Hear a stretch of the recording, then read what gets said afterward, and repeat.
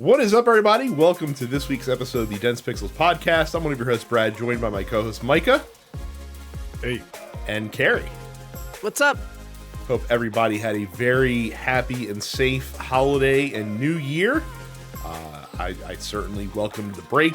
I'm not expecting much from this newly seated Congress here in the United States.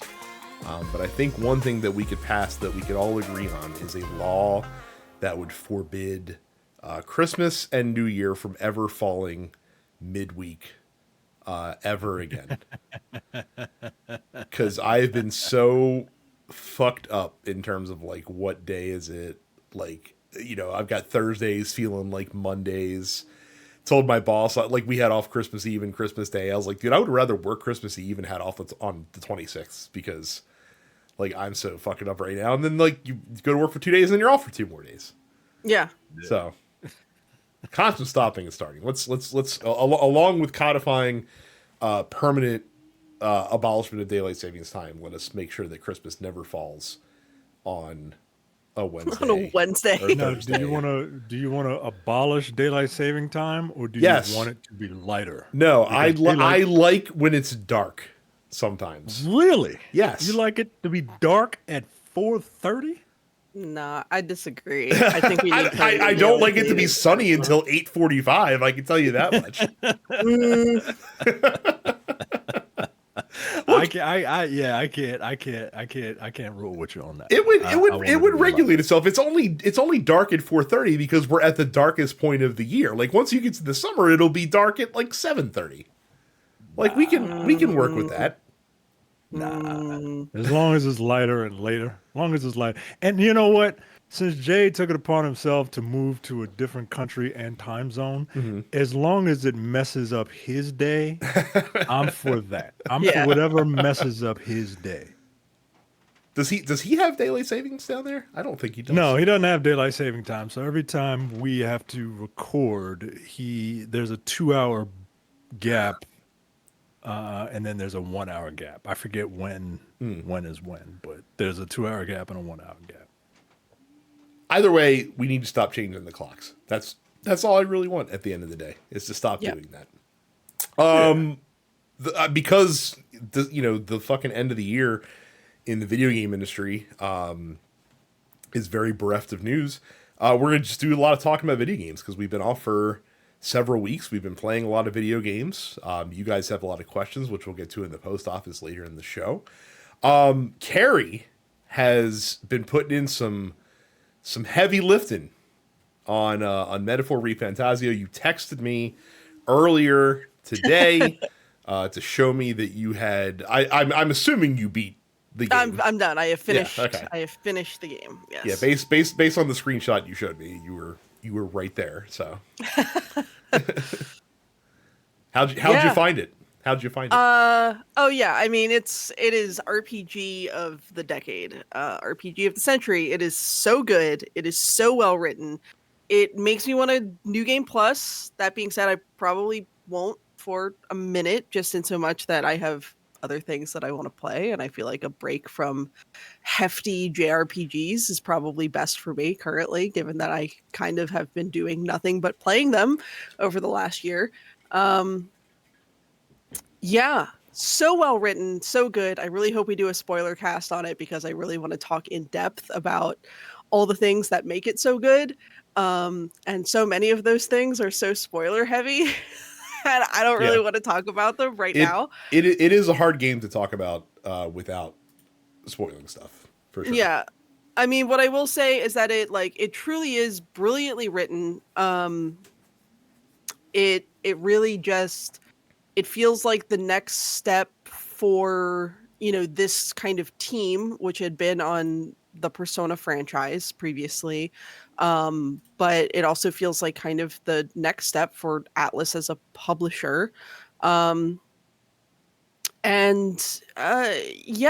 mean, so good. So good. I played through the entire game on normal, and I did not feel as though the game truly ramped up in difficulty, save for one particular story boss fight and then a couple of the optionals at the end. That being said, I did 2 of like the big 3 optional fights at the end, and I still managed to get those done. I felt somewhat over leveled for the final fight. But yeah, real good.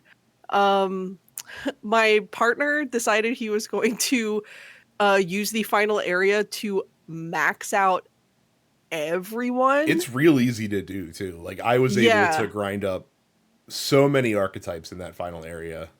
He got everyone to level 99, and he basically uppercut the final boss into the sun in like 2.5 turns.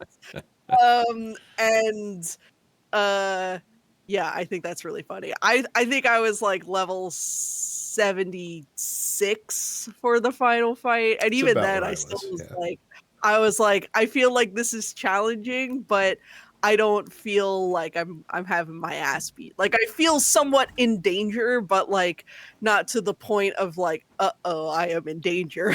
Like not like fucking Ralph sitting on the bus, haha, I'm in danger, but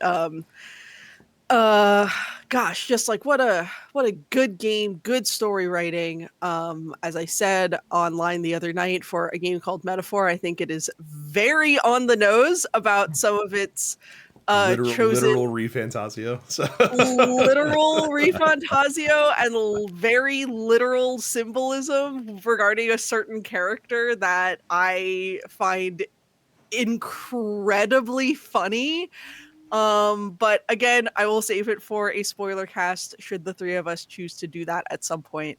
But yes, please play Metaphor if you are a fan of just RPGs in general. Please play it. You do not have to be a fan of the Persona franchise or Shin Megami Tensei. It certainly helps because there are so many little references, and like the turn press system is lifted directly from the mainline Shin Megami Tensei game.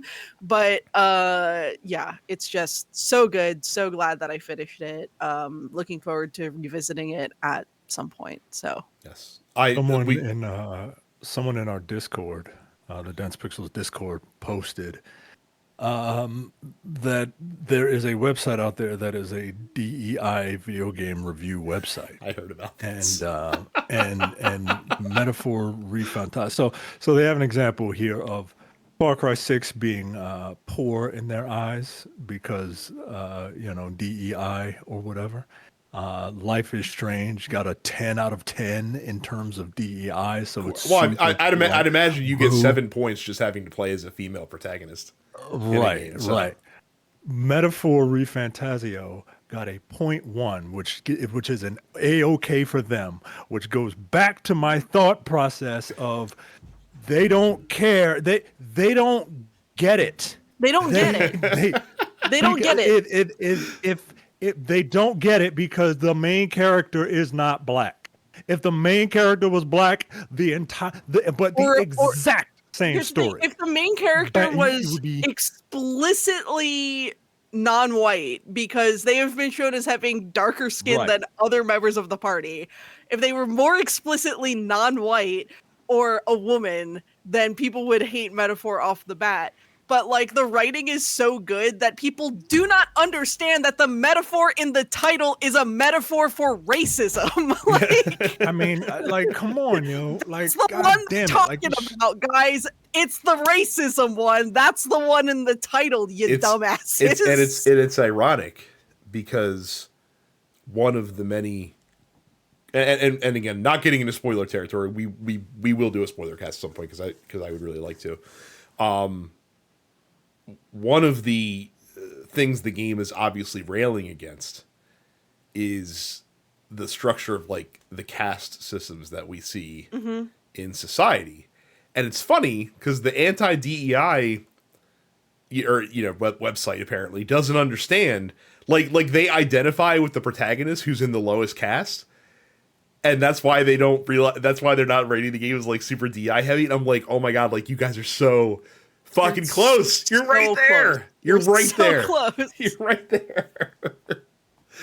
Oh man. What a what a fun website. I'm sure that thing is. Yeah, I saw that. Like I saw some of the ones on there had like negative DEI ratings. Like if you're negative, does that mean that you're like, or like that you're like anti woke? Like is that what they're trying to say? I guess you get points because you get points, like you get you're in the black for not having a black, maybe. Mm-hmm. I don't know, but you're in the red if you if you have a woman or if any you have a person woman of color or anyone playable. with a tan. All right, all right. Sorry. Starting the new year off like we ended the old year. Hey, time is a never-ending circle. Good for those guys. Wasting just copious amounts of time analyzing things that just don't fucking matter at the end of the day. So, I would like to talk about, if you're finished, Carrie. Oh yeah, go for it. I'd like to talk about something very, very quickly that I didn't put on our agenda here because it's not a video game, but it is video game related, and I feel like one of you will appreciate it and the other one will not. But my son and I. Oh no, I know what this is. I'm not going to appreciate it. You're right. my son and I had a bit of a movie marathon before we had an outing to the theater. That's cute. And we watched the first two Sonic the Hedgehog movies, and took him to the theater to see Sonic 3.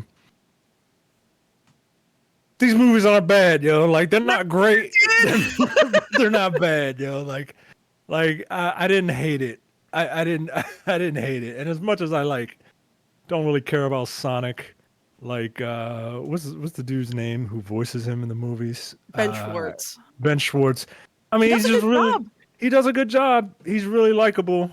Here's the thing about Ben Schwartz. This is Jaleel White erasure. I'm not here for it. No, it's not, because here's the thing. Like Jaleel White was perfect support for black actors, Micah. What the fuck? Jaleel White was perfect for the Saturday morning cartoons, and no one's ever going to take that away from him. That being said, Ben Schwartz for the movies, he's done such a good job because the fact that he is a huge fucking dork. That dude loves video games, and he talks about how much he loves certain games, including Sonic, but he talks about how Chrono Trigger is his favorite game of all time. He talks about certain Zeldas and Final Fantasies he grew up playing and stuff like that. And every press interview he does. And I think the fact that he has such a respect for video games as the medium, video games as the art form that's being adapted for these movies. I think that really does kind of come across because he's not just mailing it in. He has a respect for the source material that other folks in other adaptations of other game to film adaptations have not had. They have only just seen it as a paycheck. And I genuinely think that's really why, the Sonic films have been so good, is because everyone is fully on board with it. Everyone is even if they're I don't get Sonic myself, they're they have done the research into the characters, or their kids are really into it. And so everyone is fully on board and has so much respect for the original sources that, it works. And so, Micah, I don't know about you, but while I think the first film so far in these three was very much just an adaptation of Sonic as a character, right? It was kind of laying the groundwork for this film universe. Then you had Sonic 2, which was more of an adaptation of the Genesis era Sonic 2 and 3 and Knuckles. And then Sonic 3 is straight up a fucking Sonic Adventure 2 adaptation. Yeah. It very much is. It very much is. They're literally lifting dialogue out of the games. The lines that he says right before they jump out of the gun helicopter is the first thing he says before he escapes from the gun helicopter at the start of City Escape. It is literally word for word the dialogue from the games. And of course, they threw enough of the nonsense from Shadow the Hedgehog, the video game, in there between the fucking gun They gave him the fucking blicky and the motorcycle. Yeah, they did, man. I For- was actually shocked. Like, for you know, like since, 10 minutes, and it was right, like, perfectly executed. yeah, I was like, these characters have like they're characters, right? Like, not so much like Knuckles is very one note.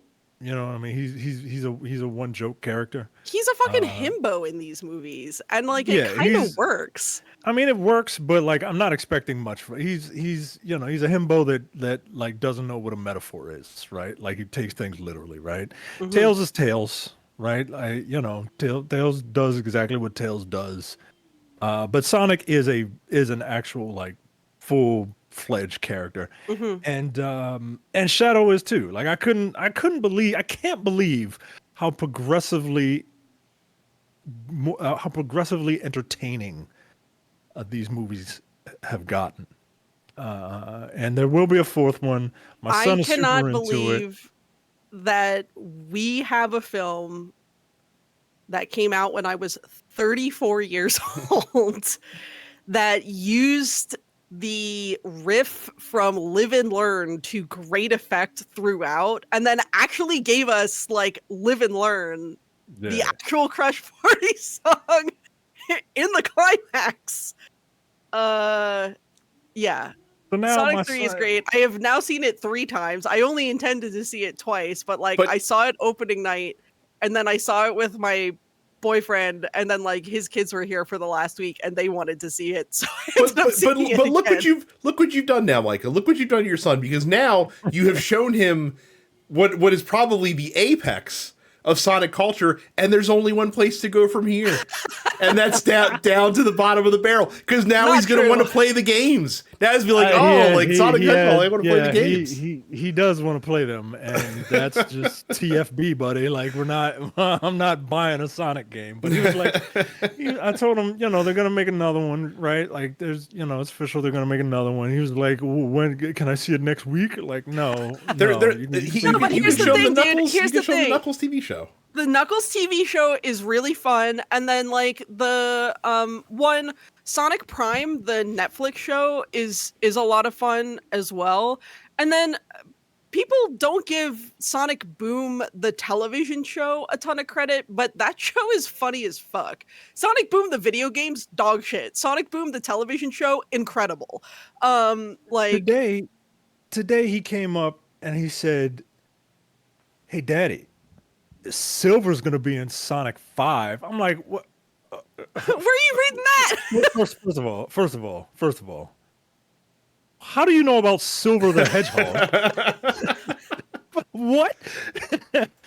And 2, let's pump the brakes, okay? We got to get 4 before we get 5. I was like, I said, who told you? How do you know about Silver? He was like, Rebecca told me at school. I'm like, all right, yeah, that's right. He's learning from other kids now. That's right. Here's what I think you should do, Micah. I do think that you should take advantage of the fact that like within the last couple of years we have gotten a like pretty solid co-op like 2D Sonic in the form of Sonic Superstars that I'm pretty sure you can get for like $20.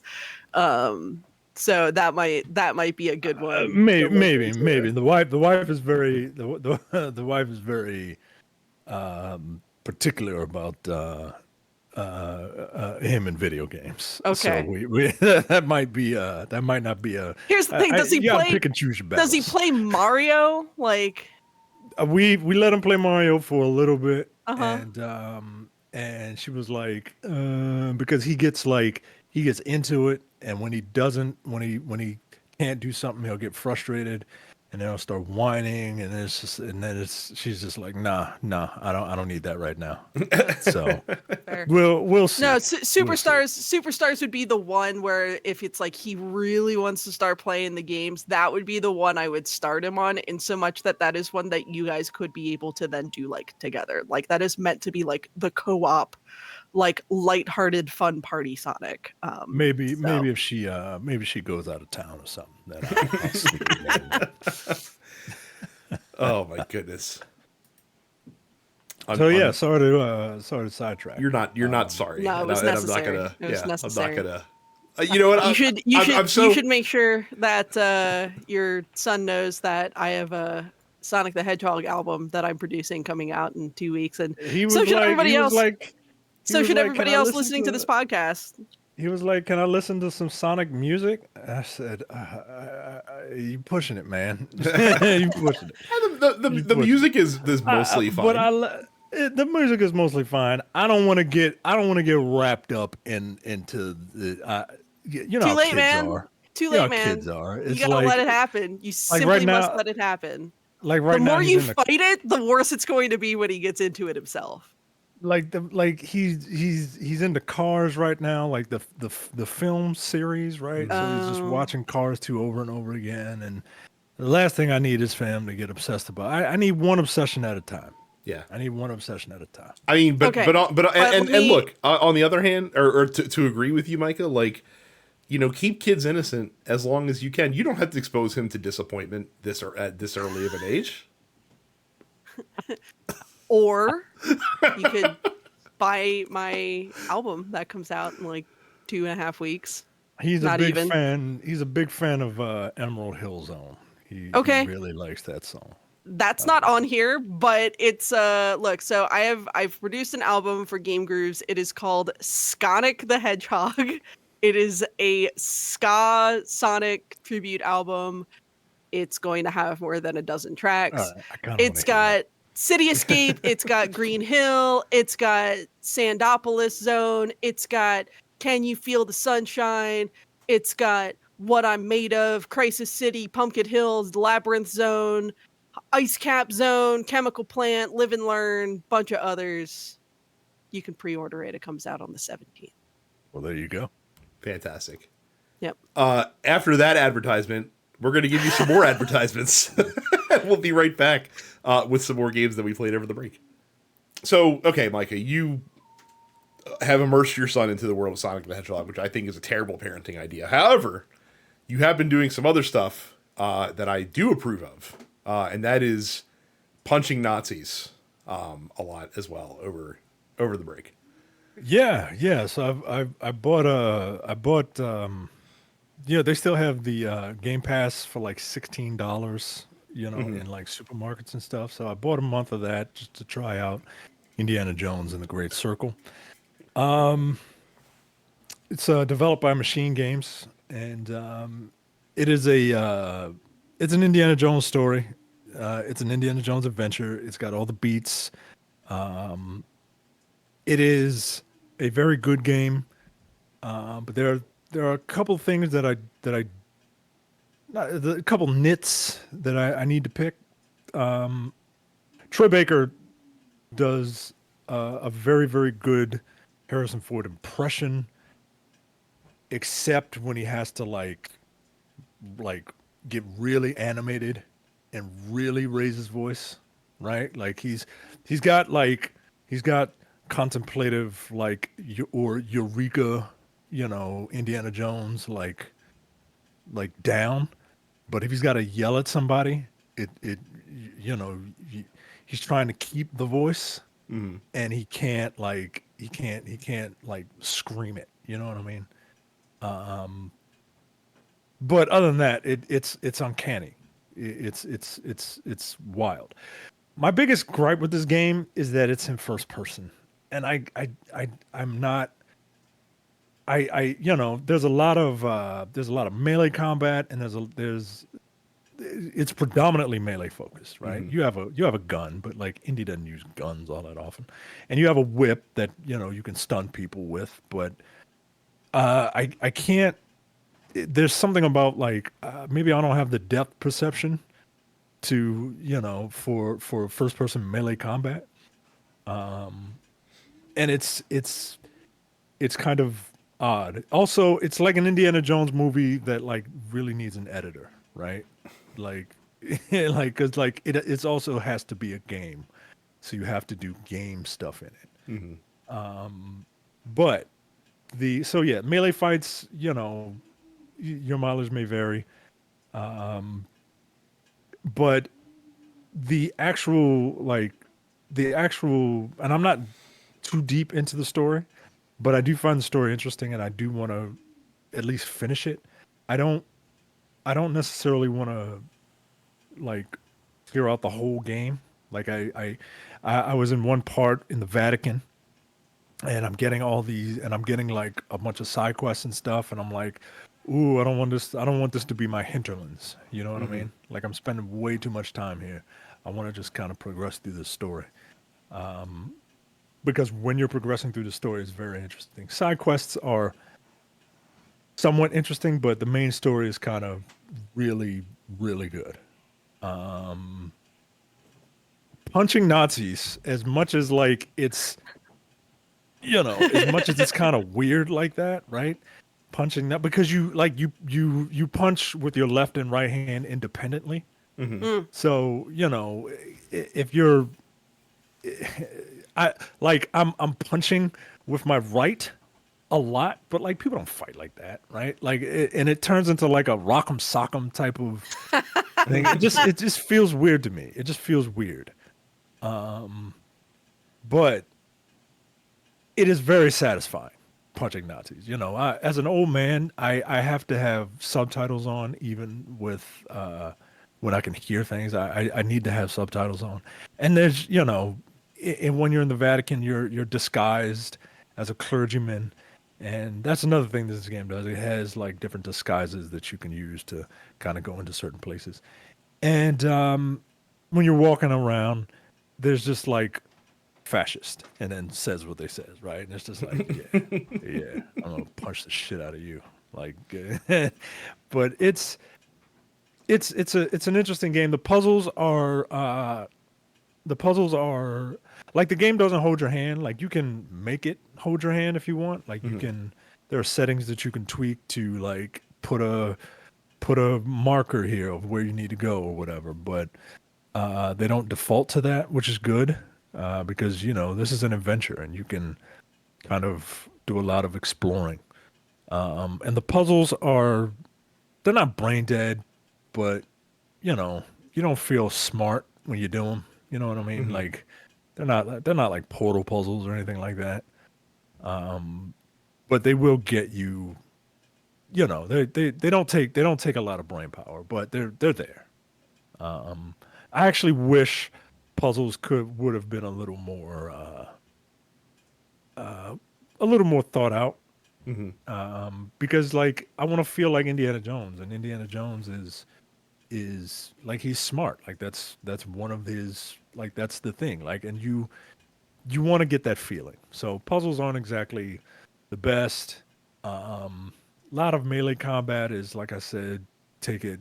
Your mileage may vary. Gunplay, I mean, I think I shot one bullet, and it's just like this doesn't feel right.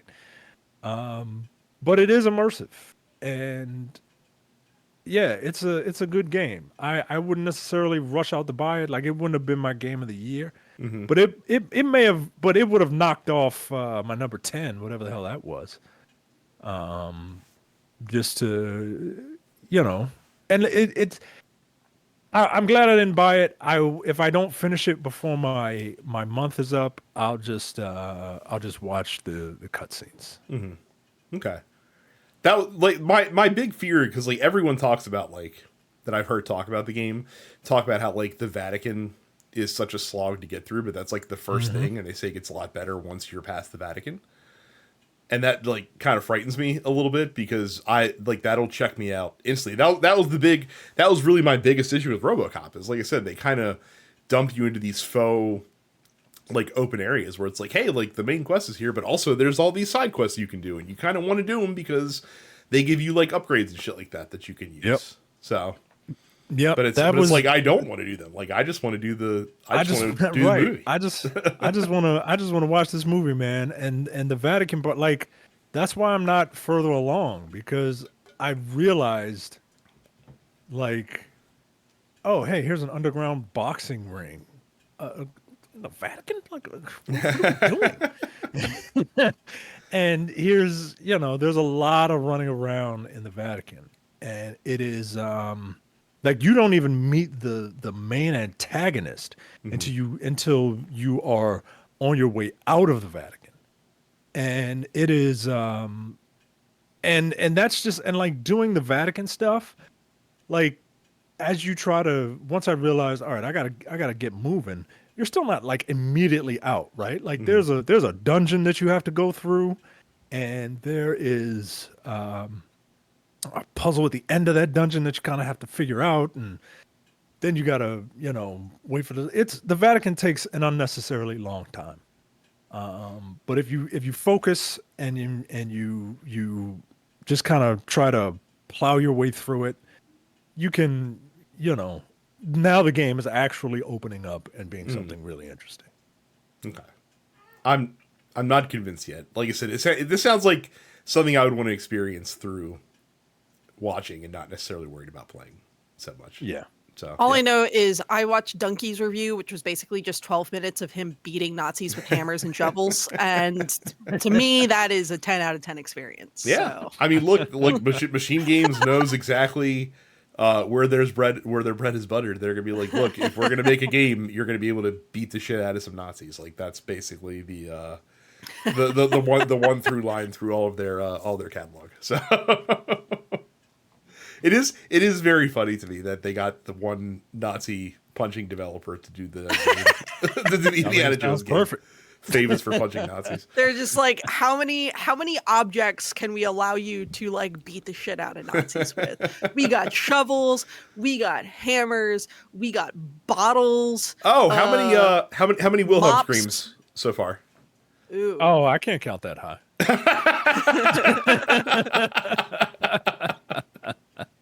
Oh my goodness. The kind of like I've been messing around with a lot of stuff while I've been on break. I'm actually trying to be very organized with what I play this month because I've got a month until my life ends video game wise because Civ comes out and then Monster Hunter comes out just a couple of weeks after that. So I'm trying to get some stuff that I've wanted to play that looks interesting done. I just started playing Prince of Persia The Lost Crown today. I'm not far enough in to really have any impressions, but Giant Bomb made it their game of the year, so I'm like, all right, I should probably sit down and check this fucking guy out. Combat feels really good, though. I'm enjoying it so far. But the game I've been playing the most probably is I finally started playing Okami in the wake of the announcement of an Okami sequel coming out. I have the HD version. I will say I'm a little disappointed that they just upped just touched up the graphics in the game and didn't add any like quality of life stuff because the game It's very much is a mid 2000s experience and all that entails. It is very like if you would scrub the title from the game and just put it in front of me, I would have known immediately that it was a PlayStation 2 game. Just from experiencing it. It's a good PlayStation 2 game. It's a good Zelda-like, I guess you could say, because that's basically what the general premise of the general plot of the gameplay is it's sort of a 3D Zelda. You're a godly wolf adventuring through a cursed Japan, trying to restore, trying to lift the curse, basically, that's befallen the land. It's not as the depth is not as deep as a Zelda game, or at least not early on. We'll see if it gets to any kind of point of that. I've tried playing thing. Okami like 3 different times over the years, and Yeah. I feel like every time I play like 3 or 4 hours, and I'm just like, nah, I can't get over that initial hump. That's the thing is that is one of the issues of the game is that it leaves the training wheels on longer than it should. Really, you have to get to the first proper dungeon to get the training wheels taken off. But even then, it's very linear. I would expect a game that kind of has that conceit to be a little bit more. I don't mind a linear game in the grand scheme of things. Let's Metaphor was relatively linear in a lot of ways. But the difference is there's a way to be linear that does not feel like running down a hallway, and I feel like unfortunately Okami does kind of feel like you're just running down a hallway for an extended period of time to open up that game in a way that I just feel very unappealing. So and then kind of the main mechanic of the game, of course, is the celestial brush where you could like do these brush strokes to add and change things in the environment and stuff like that. I really don't like how precise the game requires you to be with some of the brush strokes. I'm just like, I was like, guys, you got to give you a little bit of like the fucking Micah. You probably might remember like after you beat the first dungeon, like you're doing like the log thing where you're trying to get the log to stop as it's racing down the river, and you have to like attach these vines from these flowers that are on the riverbank to the log, and like that literally took me like 4 times to beat that part because I didn't realize like the very subtle UI prompts that appeared when it lets you know that hey, you're hovering over something that you can tether to, like because I thought I was just trying to draw the line and stuff like that. I like how the game handles combat. Combat is actually like you go into these arenas almost to do combat, and it's somewhat optional because you can avoid like the combat areas pretty much at your leisure. I mean, you want to do them because they give you money and you can buy stuff with that. But the combat is basically they put you in these small arenas and you fight a couple enemies at a time, and it's very Capcom coded because they do give you the scoring system like a DMC game would based on how well you do. But because you kind of go into these separate areas, the combat does kind of feel disjointed from the main experience. I'm having a good time playing Okami. I'm not having a great time playing Okami. I will be very curious to see what a sequel to this game looks like, because obviously it'll have an additional 20 years of game design to lessons to learn, and I'm sure the game will feel better to play than this one does. I just don't think Okami's a game that's aged particularly gracefully, unfortunately. Yeah, maybe I'm just seeing it through rose-colored, nostalgia glasses. Because like you said, it's been almost 20 years since that game came out. But yeah, I remember really falling in love with that game. But like I said, I haven't played it I haven't played it since it came out. So Yeah, it's like it's interesting. It's very stylish. To hear your perspective coming back to it though. It's very stylish. The characters like it's very funny. Like it's a very humorous game, which you might not expect with the, given what the game's about. But like you have a fucking Navi companion essentially who is only slightly less annoying than Navi, but Amaterasu is also unintentionally very funny in the game as well. So that kind of balances out, and a lot of the side characters you meet. It's good. I don't know that I'm gonna feel compelled to finish it necessarily. Like I'm just not sure what more the game's gonna have in store for me down the road. That's gonna be like, oh, like this is what makes it like must play. Like I'm having a perfectly good time, but I'm not like, oh my god, I can't wait to fucking sit down and play some more Okami. Yeah. Like I'm like I'm salivating at that. So we'll see. We'll see how long I last. So far I've gotten past the first main like proper dungeon, which you don't really get past until you're like 4 hours into the game, and gotten a little further past that. So we shall see. But so far, in the 90 minutes I spent with Prince of Persia, I can tell you that I'm already thinking about like, man, I can't wait to play some more of that Prince of Persia with its very generous parry and very fast combat. Okay, yeah. I was very impressed by that game. That game was $50 when it came out, but I mean, look, it's actually worth it, man. The small snapshot that I've seen so far, I can understand why, and I got it for less than half of that, so even better of a deal for me. And Carrie, you are. It seems like you're having a really good time playing The Legend of Link: Echoes of Wisdom.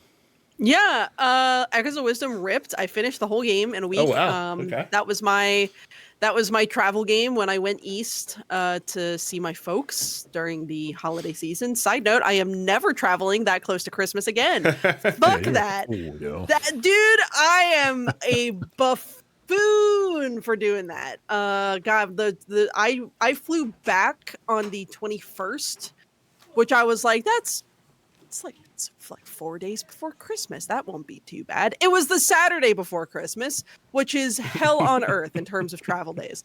All the more reason to never have Christmas in the middle of the week. Shit show.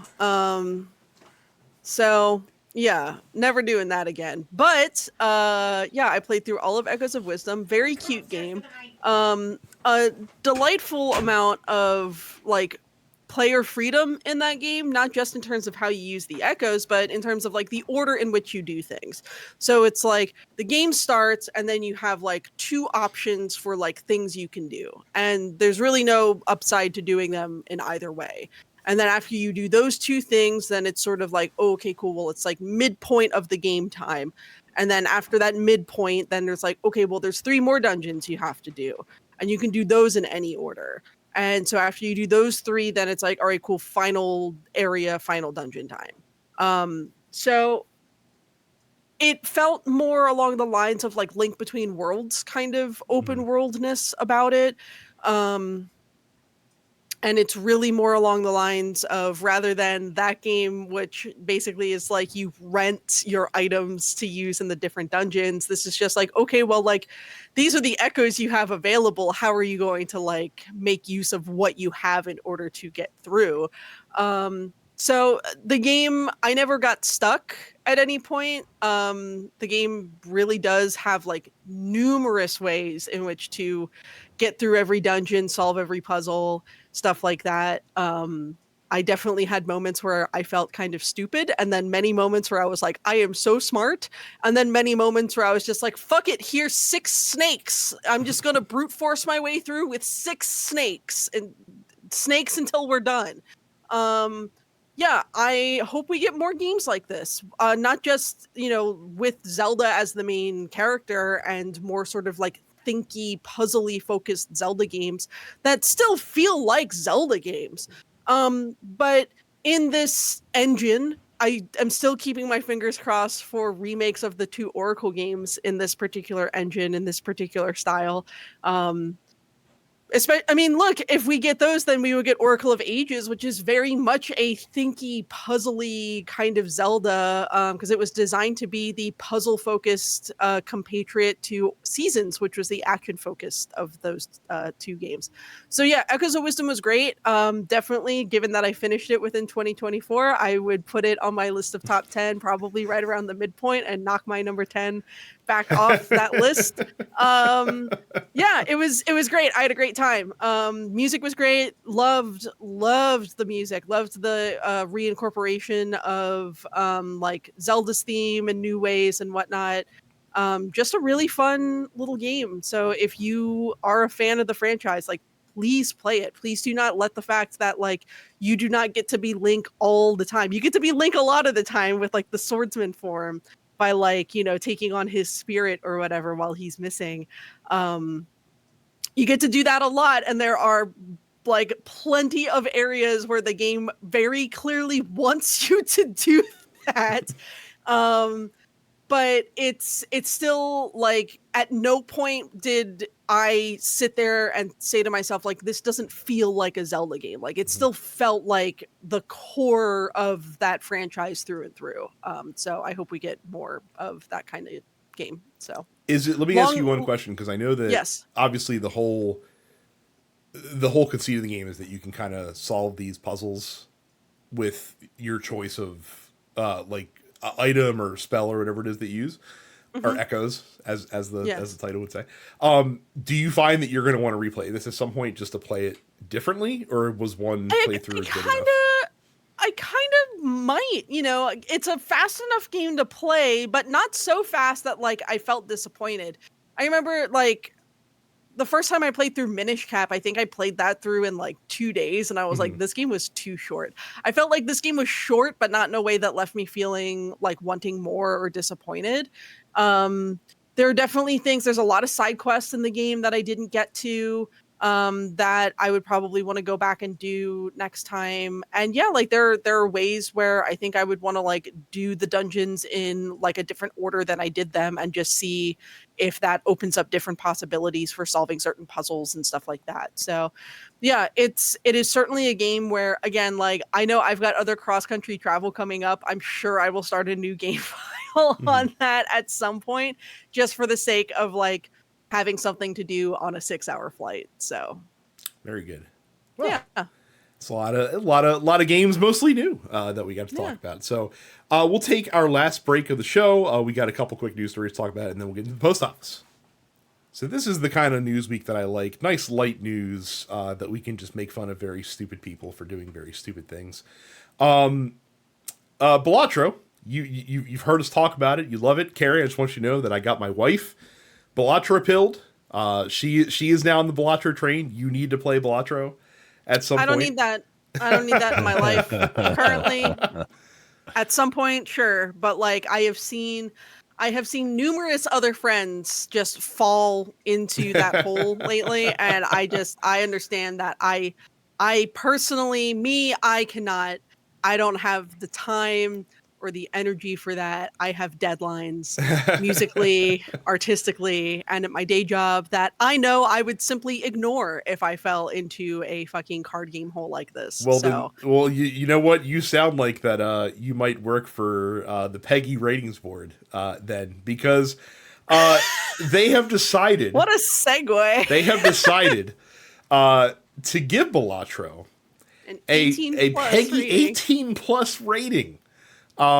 Because, and I'm going to read their description verbatim about how they describe Balatro. Quote, "This game teaches, by way of images, information, and gameplay, skills and knowledge that are used in poker. During gameplay, the player is rewarded with chips for playing certain hands. The player is able to access a list of poker hand names.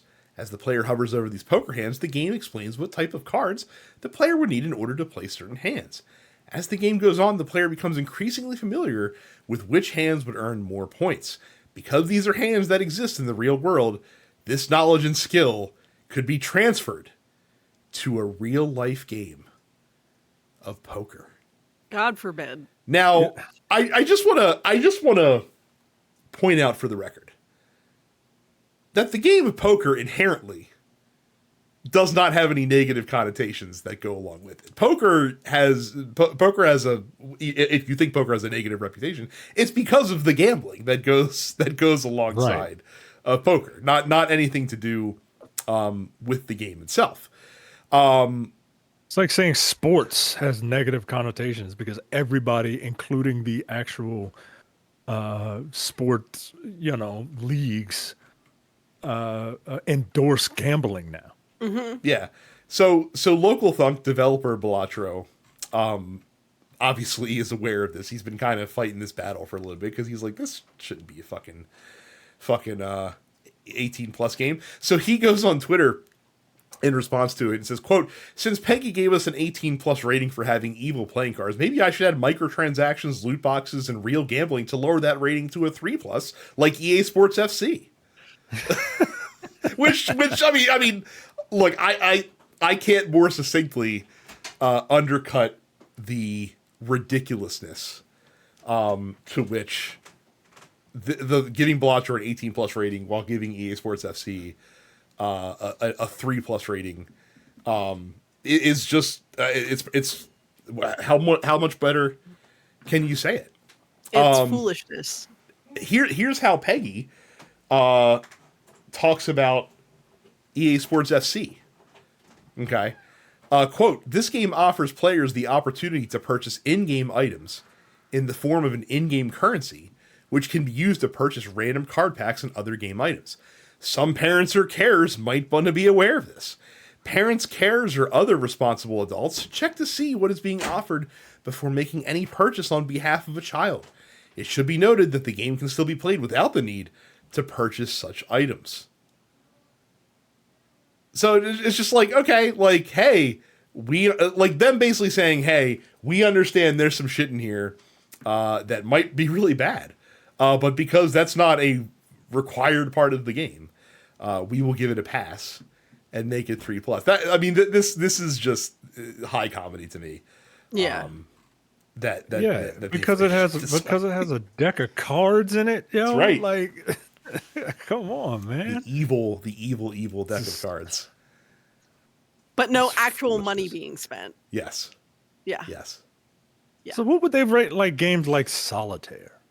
Or because there's no can't gamble on there's no Solitaire. poker hands. There's no hands in it. There's no poker hands, so that's fine. Like the minute you've got like a royal flush in there, it's straight to jail. To jail. Can one of you Google? I'm just curious about this. Can one of you Google to see what the PEGI rating is on Dungeons and Degenerate Gamblers? Just out of curiosity. Which is a blackjack themed roguelike in the spirit of like a Balatro, even though technically it was started being developed before Balatro came out. I'm just curious. Dungeons and Degenerate Gamblers. I didn't even know this was a game. Yeah, it's not bad. Amazing. It's not bad. I played the demo. It didn't compel me enough to buy it though. Sounds amazing. No PEGI rating on that one. I don't see one. Okay, it might not be rated yet then. Maybe because it's digital only. I don't know how PEGI does with rating games. I mean, they might not rate games that are digital only then in that case. Balatro might only be getting a rating because it came out on disc. Oh, interesting. On the Nintendo Switch and other consoles. So maybe that's why the rating controversy even happened. Either way, this is very stupid. Ratings they drive on the wrong side of the road. They don't know what they're talking about. It's true. The only other story this week. So we've seen a lot of evidence, course of human history, past several years especially, and really in the past several weeks, that the wealthiest among us are often the stupidest among us in society. We have seen that proven as much as we possibly can through various wealthy interlopers in our society. I'm not going to name any names. You guys probably know the folks that I'm referring to. How does this tie into video games? Well, that is because of New York Football Jets owner Woody Johnson.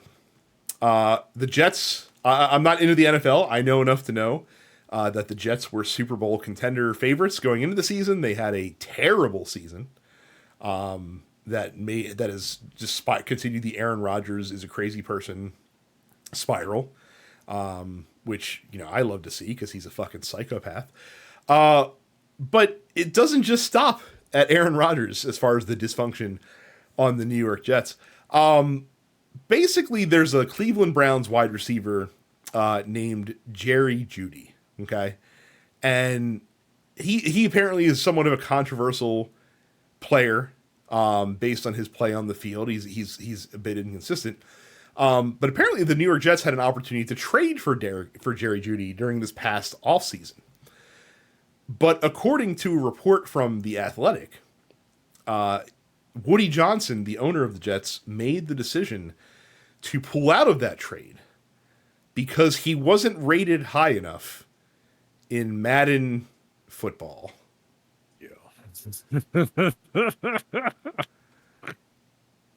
According to multiple league sources, Douglas told who's this Douglas guy? Joel Douglas, the Jets general manager at the time, were deep in negotiations for a trade that would have sent Jerry Jeudy to the Jets and given Aaron Rodgers another potential playmaker. It abruptly fell apart, and the Denver Broncos front office could not believe the reason why, because the owner felt Jerry Jeudy's player rating in Madden NFL was not high enough, and that's why he decided to nix that trade deal. For the record, Jerry Jeudy is at 81 overall in Madden 2025. Yeah, but that's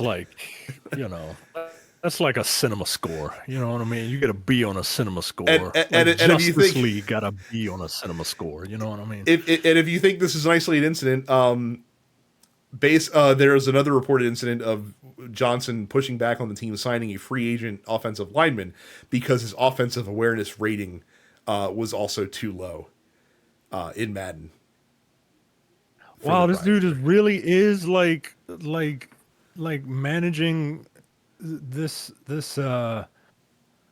multi-million, probably billion-dollar franchise. Yeah. Off of what he can do in a $70 video game. Off of what some guy at EA Sports decided a player should be evaluated based on their observations, which is deeply wild. Deeply funny to me. This is wild, yo. like this is and it's on ESPN. Like ESPN picked up this story and they're like, well, Woody Johnson insists that his teenage son has no influence on the team's decision and referred to recent reports about the organization's dysfunction as a smear piece. Okay, bro. Okay, but like if enough people are saying it. Look, I'm just saying I highly doubt that Woody Johnson is playing Madden football himself. Right. That's right. I'm just throwing that out there for the record that is the case. So just to anyone out there listening, literally the only thing separating you from being a successful or unsuccessful NFL owner is just your lack of money. But as far as like the wherewithal, the ability to do the job, you're probably better at it than Woody Johnson is. If I had to guess, if you're literally outsourcing your scouting to EA Sports, which is man, which I don't know, what's happening. Like Jerry Jones gets a lot of flack for being like a know nothing, right? But like this has to be like this takes it to a new level. You know what I mean? Like just because I think this isn't getting the traction that I think it should, just because it's it's the Jets, right? And it's also Woody Johnson, who has kind of shown his ass plenty in recent history. To be quite frank, he's a big Trump guy, to the surprise of literally nobody. Well, his name is Dick Johnson, or his name is two euphemisms for penis. So I can't. I mean, I'm not really surprised. Right. So, just a fun bit of news that we're literally using fucking video games to run professional sports franchises. I'd love to know your thoughts on the Jets. No, I wouldn't. But you can still tell us if you really want to by going to densepixels.com/fans, joining our Discord, and dropping in questions. Real we'll quick answer on before the show. Before we jump into the post office, I put it in last minute. One last bit of news, gaming wise, for the week. Games Done Quick is happening right now. It is. We talk about it very frequently. If you are unfamiliar with the Games Done Quick marathons, they happen twice a year. They raise money for good organizations. AGDQ, Awesome Games Done Quick, is the winter installment that raises money for the Prevent Cancer Foundation, which for me is a big one, as I lost a uncle to cancer about less than 6 months ago, and early prevention, early detection could have probably saved his life. So if you have the ability to give, please give. If you don't have the ability to give, please at least watch, as the ad revenue from Twitch. Also, all of that goes to the Prevent Cancer Foundation as well. They are just about a day and a half in. They've already raised more than $300,000. And the stream currently is Red Dead Redemption Undead Nightmare. And boy, howdy, is that horse going fast. So and again, I'm not a big speed run guy, but I will watch these streams because, kind of watching the World Series of speed running is pretty. It's kind of that, yeah. It's seeing the best at their best, essentially. So yeah. The GDQ schedule this year includes some very interesting stuff later in the week, including Fallout New Vegas, Skyrim. I'm personally looking forward to the Awful Block, which happens on Wednesday. That's going to lead off with Superman 64 and include such high quality titles as Bite Night, Inspector Gadget, Gadget's Crazy Maze, Who Shot Johnny Rock, squirrel with a gun, big rigs over the road racing, and more. I've heard squirrel with a gun is actually okay. So it just came out recently. We've also got Elden Ring. We have Crazy Taxi happening with a live backing band. There's the final games are going to be The Legend of Zelda Ocarina of Time No Logic Randomizer, a any percent run of Echoes of Wisdom, and then a map randomizer race of Super Metroid. So very much looking forward to what the hell all of that's going to entail over the weekend. But yeah, if you're listening now, definitely tune into GDQ. It's nonstop all week. So yep. Now we can go to the post office. Now we can go to the post office. Starting with Johnny, question for Carrie. Pick your poison for potential stunt casting for Sonic 4. Amy voiced by Awkwafina or Silver voiced by Kevin Hart. As I replied immediately, I hate both of these, to which Johnny said, it's poison, not fruit punch, which is valid. So I find it very funny that he said Amy voiced by Awkwafina, because literally on the way out of the theater with my boyfriend, he was like, what if they get Awkwafina to voice Amy in the next Sonic film? And I was like, I'm going to put my head in the oven. So I guess I have to go with Silver voiced by Kevin Hart, because I have already said out of my mouth that I really do not want to hear Awkwafina voice Amy. I'm sick of Awkwafina doing voice acting. She has been in too many things lately. I'm sick of her and her fucking black scent. There's a lot to be said about it, and none of it is good. Sick of her. And look, the other reason that you really, here's the problem though, is that you say you don't want Awkwafina, you'll take Kevin Hart, but if you get Kevin Hart, then inevitably at some point Dwayne is also going to end up in the Sonic movie franchise. So I don't know if you actually want that either. But would he be like? I'm trying to think of who he would be, right? Because like he's not going to be like Biggs, right? I don't even know who that character is. Is Biggs a character in Sonic? I can't remember. There's Big the cat, right? Like that was my first thought, but like he's I mean maybe. No, but, Dwayne would not voice Big. Big is his voice is much too deep, and he is far too friendly of a character for Dwayne Johnson to voice. Oh, then you know who's going to voice that cat based on the appearance of that cat and how you just described him. That's a Jack Black character all day long. Jack Black is absolutely going to voice. I'm getting real sick of Jack Black in video game movies too. I'm gonna be real with y'all. Johnny follows up by asking, is Xavier Woods right? Is Royal Farms chicken trash? Yeah, so for those that are not from the Baltimore, or not even Baltimore, from the Maryland area, we have a convenience store chain, a local chain called Royal Farms. Royal Farms is known for having excellent fried chicken. Xavier Woods, living his best heel life, cut a promo on Twitter saying everyone told him to check out Royal Farms because they were here during the holiday tour a couple weeks ago, and he's like, but it's trash. I don't like y'all led me astray. Xavier Woods is wrong. He is just healing. It's full of shit for the sake of healing. Royal Farms is fantastic. He's being a cheeky little guy. It's overly salted a little bit. But you're gonna get all your sodium in for the day. If he's not being a heel about it, his mistake was getting the tenders instead of getting something bone in, because the bone in stuff is where it's at Royal Farms. I can say with complete honesty in my heart that one of certainly the most memorable meals of my life was coming home from a vegan wedding and getting wings from Royal Farms because I was so unsatisfied by the food at this vegan wedding, and I was renewed by the wings. I have also gotten fast food on the way home from a wedding once as well. It wasn't a vegan wedding. It was just a wedding where the food was very bad.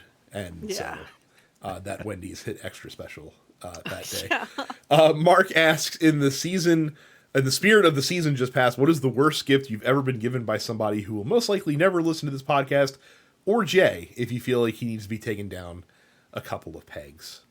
Jay hasn't gotten me shit. I know what this one is for me already. When I was a kid, when I was like a young teenager, I was very much into Magic the Gathering. It was the time for that. And I remember as one of my Christmas presents for my dad's side of the family, I asked for Magic cards as one of my Christmas gifts, not specifying that I wanted Magic the Gathering cards. And so the gift that I got was a deck of multiple decks of cards with which to do magic tricks with, instead of the Magic booster packs that I so badly desired. Funny. That's kind of funny though. I don't. I'm afraid I don't have a bad gift story. I don't. I don't like giving gifts that you can give me money, but like I usually just buy whatever I want because like I know what I want and I know when I want it. Like, oh, don't buy this. I'm gonna get it for you, but it's right here. I could just buy it. That happened to me this year, where my mom doesn't realize that I use my Amazon wish lists as like bookmarks, not something as anyone should look at to see what's shop for me. And so of course she bought something for me for Christmas that I had already bought a couple weeks before, but it had a gift receipt, so we had that going for us. My ex-in-laws habitually got me dog shit gifts for Christmas. So my ex-mother-in-law and my ex-grandmother-in-law, so my ex-husband's mom and grandmother, just shitnacks, just like a door stopper that looks like a penguin and a wine bottle that has like fairy lights in it and some sticker on it, and like pajamas that were ugly and didn't fit, and like coffee cups that had Bible verses on them when I am distinctly atheist. That was several years of getting that shit for Christmas, and it was like immediately just like into like a yard sale box that my mom would then use to get me like $3 the following spring.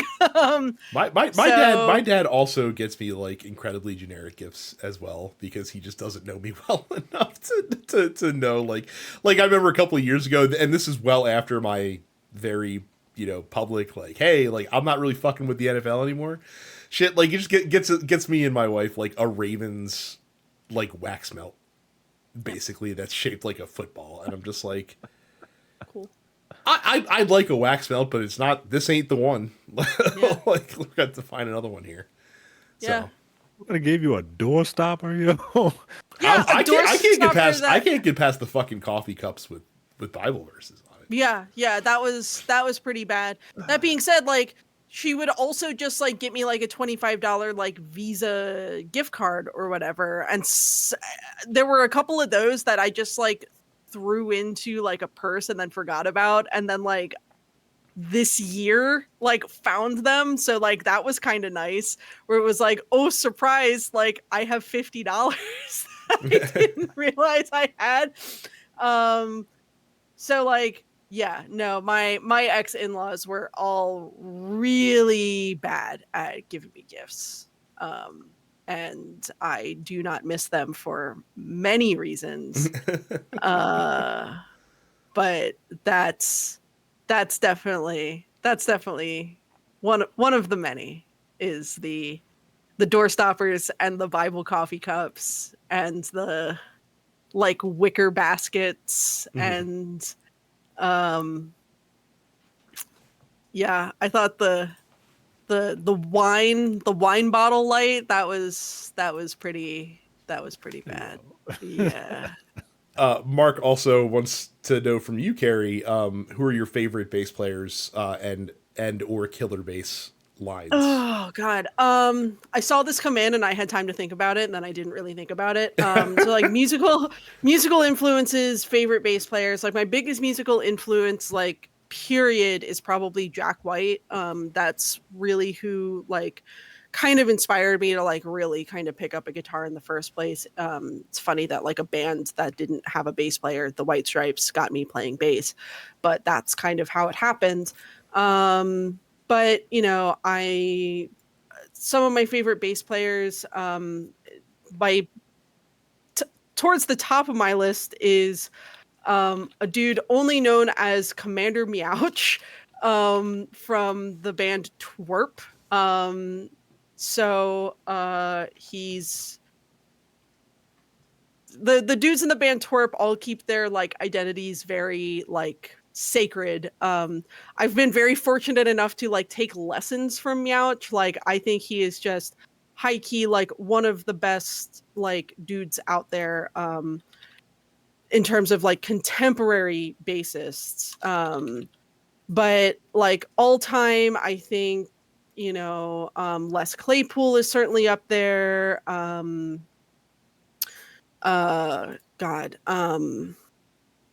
Fucking like Geddy Lee, the brothers Johnson, like Louis Johnson, I think is like high key, like that's it. Like Louis Johnson was the best, like he was the bass player of all time.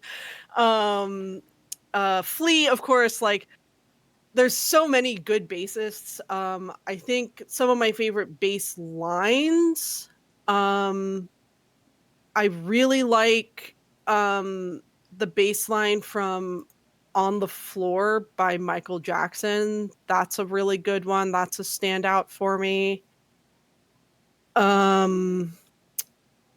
Speaking of Brothers Johnson, Louis Johnson's line from Strawberry Letter 22, I think is really good. If you are into Japanese jazz fusion, you should listen to the band Cassiopeia. I really like the bass line from their song Down Upbeat. I literally have a Spotify playlist that's like, these are all the bass lines that I want to learn. I should just fucking pull that up.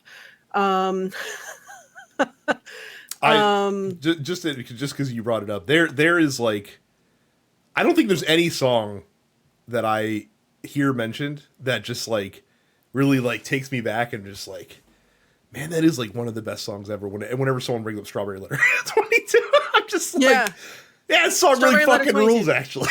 Strawberry Letter 22 is high key like one of the best songs ever written, and I think it's one of the best bass lines ever written.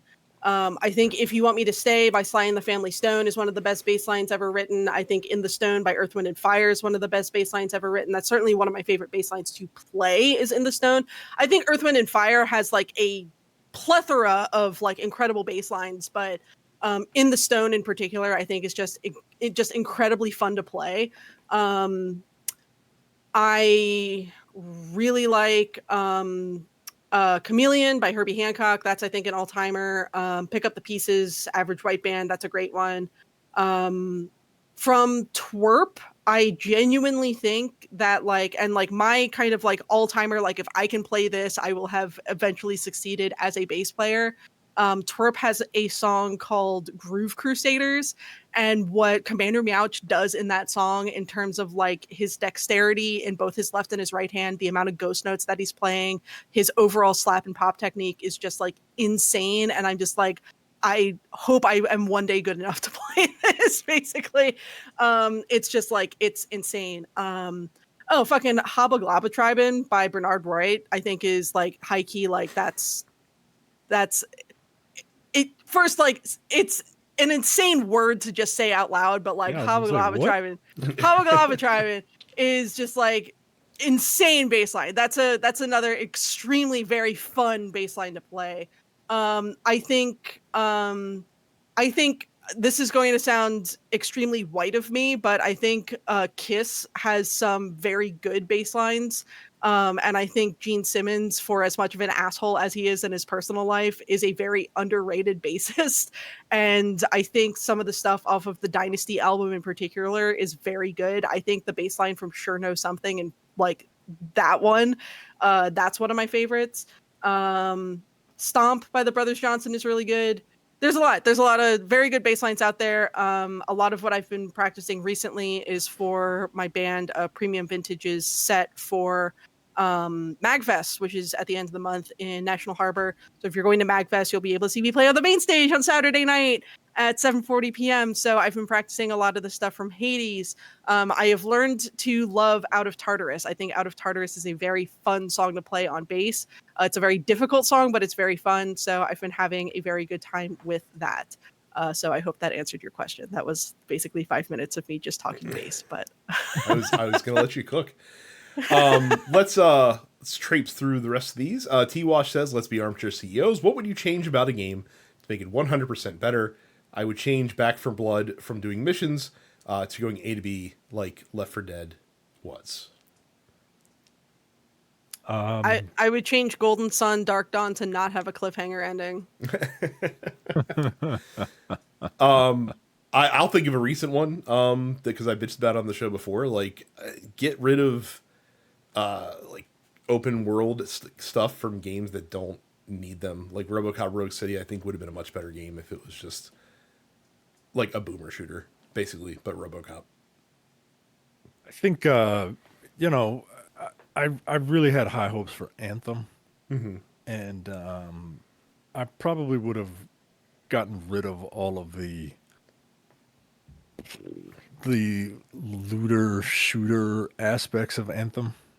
I felt like that was one of the weaker points, you know, and it, yeah, I thought I mean, I would kind of retool that world, to give it a more focused narrative. The way the game played, I thought was great, but it just felt kind of disjointed in its narrative. And then when you actually, you know, having to, instead of like having like a looter shooter style, just have an abundance of weapons, not like Borderlands, but like give them your I forget what they were called, but you know, each mech should have a wide variety of very different weapons. And I know that could be kind of difficult because there's only, you know, so many ways that you can shoot something at someone. But yeah, I really Anthem should have been. We should be talking about Anthem 2. We should have been talking about Anthem 2 at this point. Yep. Kind of another good CEO question.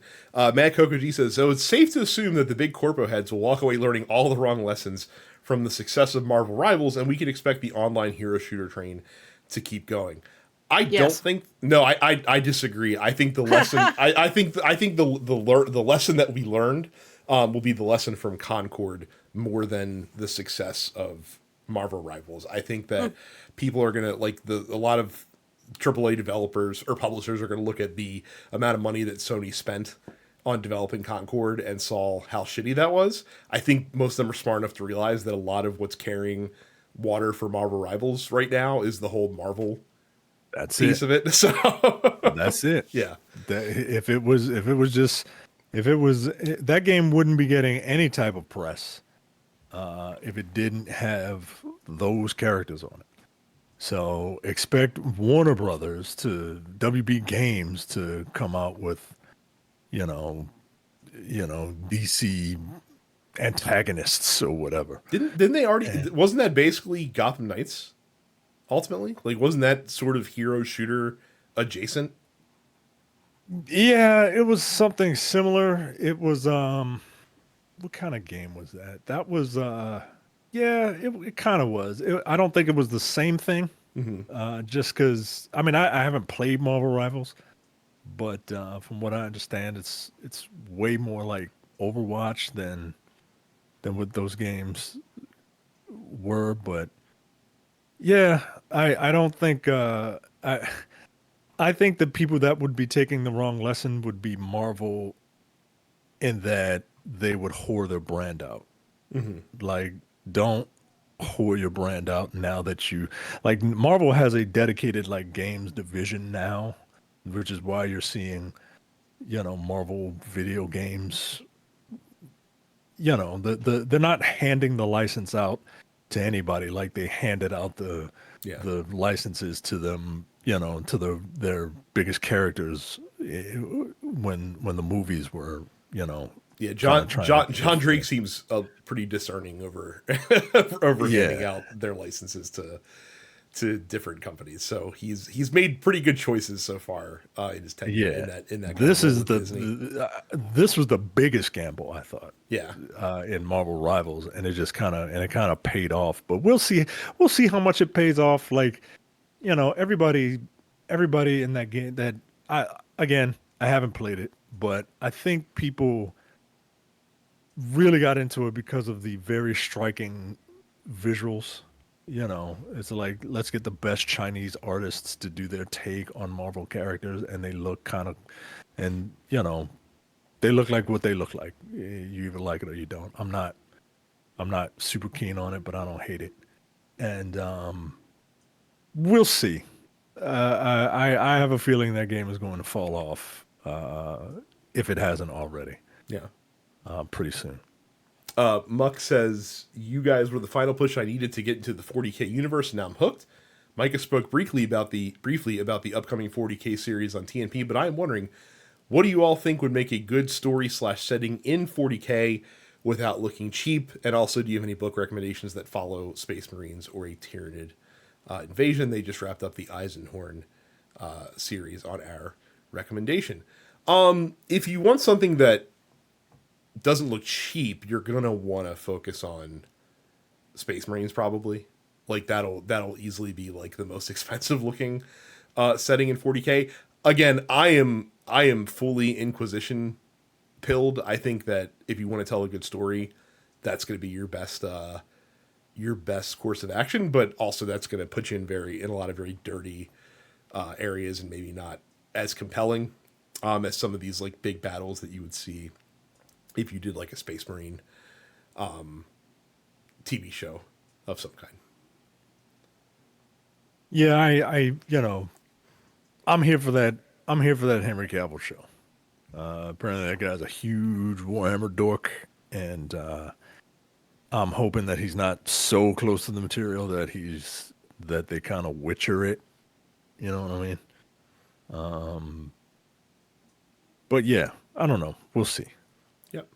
As far as book recommendations, if you want Space Marine stuff, then probably your best bet to start is going to be the Horus Heresy, but there's like 40 books in that, so read, like find a synopsis that tells you, hey, like read these 4 books in the Horus Heresy and just kind of stick with that. And then if you want more lore fleshed out around that, then you can go there. I'm not a big I haven't really looked into much Tyranid stuff myself.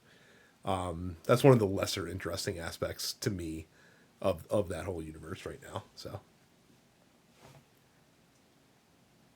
I have no opinion. I am 40K. And then we'll tie a bow up with 2 short wrestling questions. First, Cam, it's Tiffy time. Actually, it's just Cam for both. It's Tiffy time in Chelsea Green's America and Raw's on Netflix tonight. How are you people celebrating? Look, I was talking to Micah before the show. I'm not getting my Netflix subscription back just to watch Raw on Monday nights. I have Netflix, so I'm probably going to put on Raw and make some dinner for myself tonight. So there you go. Yeah, very good. That's how I'm celebrating, by actually watching wrestling for the first time in like a year. So very good. Yeah. Very good. And Cam also and Cam is baiting me specifically with this. Discuss the announcement today that WWE said that, hey, the 2026 Royal Rumble is going to be held in Saudi Arabia. This was inevitable that eventually they would get to host one of the tentpole WWE events. Look, they tried to sneak him one. Like, we'll give you a Royal Rumble. Yeah, we'll give you the greatest Royal Rumble. One. Yeah, there's 50 people in it. It's going to be great. It's going to let someone win a Royal Rumble championship that doesn't matter, and the only thing that people remember from that is Titus O'Neil stumbling as he ran down to the ring. Look, I hold fast to my convictions. I'm not like I'm not joining along with their sports washing endeavors just because, the kingdom gave them a giant sack of money in order to do this. I don't care that the Royal Rumble is like my second favorite pay-per-view to watch every year. I told Michael what I would do, despite the fact that I own a Peacock subscription, just to make a point, is I'll pirate the Royal Rumble 2026 stream and watch it on an illegal stream instead. That's actually a really good idea. Yeah. Just to kind of thumb their nose. Just to be technically right. Yeah. It's the best kind. It's the best kind, really. Apparently this deal ends in 2027. I really hope they don't renew it. Man. But the thing is, like, I don't, again, like, here's $1 billion to extend this deal for 10 years. I think they're going to take that. Yeah, you're right. They'll probably do it. So it just, and if that happens, like, if they do extend this deal, you're going to get a WrestleMania there. 1 year. Guaranteed. Just get yourself set for it now. So, man, it's very difficult to well, the people aren't their government, but also like the government is like the one who is. Yeah, but like it being there is not about the people. It's about the about the government. About the government. Yeah. So, gross.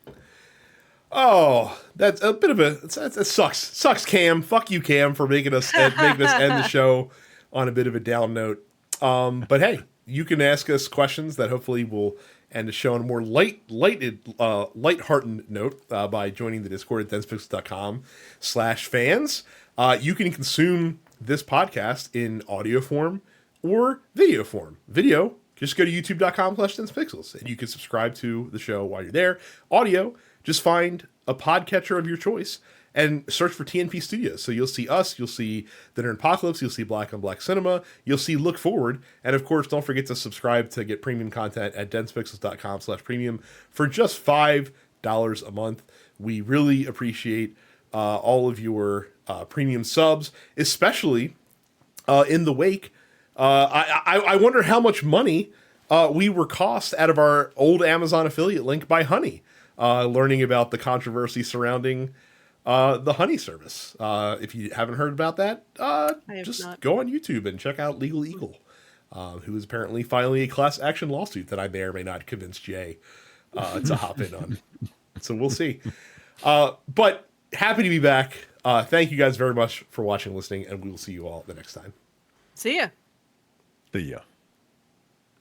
You're watching the Dense Pixels YouTube channel. Click the subscribe button while you're here and make sure you check out our weekly podcast where we discuss the latest gaming news and our impressions on what games we've been playing.